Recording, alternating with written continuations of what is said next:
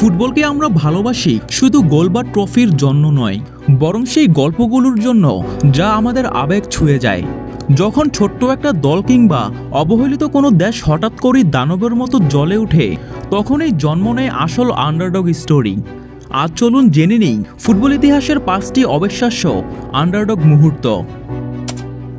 দক্ষিণ কোরিয়া বিশ্বকাপ সেমিফাইনাল 2002 সালের বিশ্বকাপ প্রথমবারের মতো অনুষ্ঠিত হয়েছিল এশিয়ায়, আর হোস্টদের একজন ছিল দক্ষিণ কোরিয়া। বিশ্বকাপের শুরুতে কেউ ভাবেনি তারা নকআউট রাউন্ড পর্যন্ত যাবে, কিন্তু তাদের জার্নি ছিল অবিশ্বাস্য। রাউন্ড অফ 16-তে তারা মুখোমুখি হয় ইতালির।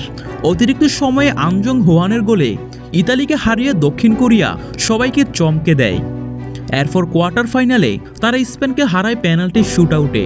যদিও সেমিফাইনালে জার্মানির কাছে হেরে তাদের যাত্রা শেষ হয়, তবুও এশিয়ার ইতিহাসে প্রথম দল হিসেবে সেমিফাইনালে উঠে দক্ষিণ কোরিয়া প্রমাণ করে বিশ্বকাপে সবই সম্ভব। জাপান কাতার বিশ্বকাপ 2022 সালের কাতার বিশ্বকাপে জাপান ছিল আন্ডারডগ। তারা পড়েছিল গ্রুপ অফ ডেথে, যেখানে ছিল জার্মানি ও স্পেন। প্রথম ম্যাচেই জাপান জার্মানিকে হারিয়ে দেয় 2-1 গোলে। পরে স্পেনের বিপক্ষে 2-1 গোলে জিতে সবাইকে তাক লাগিয়ে দেয়। তাদের গতি, শৃঙ্খলা আর ডিফেন্সিভ অর্গানাইজেশন ফুটবল বিশ্বকে দেখায় যে এশিয়ান ফুটবলার হালকা করে দেখার মতো নয়। যদিও তারা শেষমেশ রাউন্ড অফ 16 থেকে বিদায় নেয়, তবু এই যাত্রা ছিল আধুনিক ফুটবলের এক অসাধারণ আন্ডারডগ গল্প। আইসল্যান্ড ইউরো 2016 এর চমক। আইসল্যান্ডের জনসংখ্যা মাত্র 3 লাখ। ফুটবল মানচিত্রে তারা অনেক ছোট, কিন্তু ইউরো 2016-তে সেই ছোট দেশ লিখে ফেলে বড় গল্প। তারা গ্রুপ পর্বেই পর্তুগালের সাথে ড্র করে সবাইকে অবাক করে দেয়। এরপর তারা নকআউটে ইংল্যান্ডের বিপক্ষে মুখোমুখি হয়। হ্যারি কেন, রুনি, রহিম স্টার্লিংদের নিয়ে গড়া ইংল্যান্ডকে 2-1 গোলে হারিয়ে দেয় আইসল্যান্ড। গোটা স্টেডিয়াম কেঁপে উঠেছিল তাদের ফ্যানদের ভাইকিং ক্যাপে। যদিও কোয়ার্টার ফাইনালে তারা ফ্রান্সের কাছে হেরে যায়, কিন্তু তাদের যাত্রা প্রমাণ করে সংখ্যায় ছোট হলেও স্বপ্নে তারা বিশাল।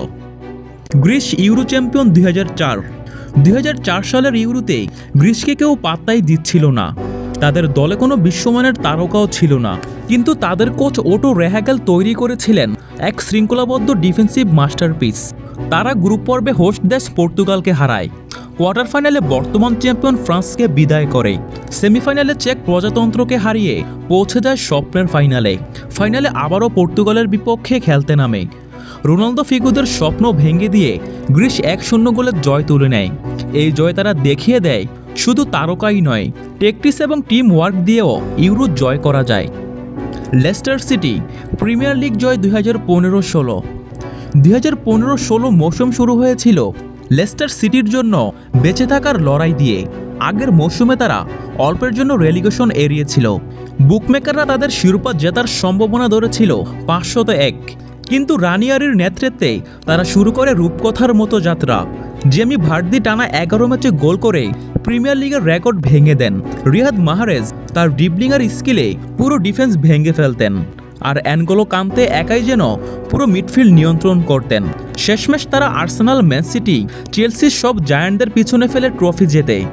এটা শুধু ফুটবলের নয়, বরং এক অনুপ্রেরণার গল্প, যা প্রমাণ করে টিমওয়ার্ক সব কিছুকে হার মানায়। ফুটবল শুধু টাকা আর তারকার খেলা নয়, ফুটবলের আসল সৌন্দর্য লুকিয়ে আছে সেই গল্পগুলোতে, যেখানে দুর্বল দলগুলো অসম্ভবকে সম্ভব করে তোলে। লেস্টার সিটি, গ্রিস, দক্ষিণ কোরিয়া, আইসল্যান্ড কিংবা জাপান, তাদের গল্প আমাদের মনে করিয়ে দেয় ফুটবলে কিছুই অসম্ভব নয়, কারণ ফুটবল মানেই স্বপ্ন, আর স্বপ্ন সবসময় বড়।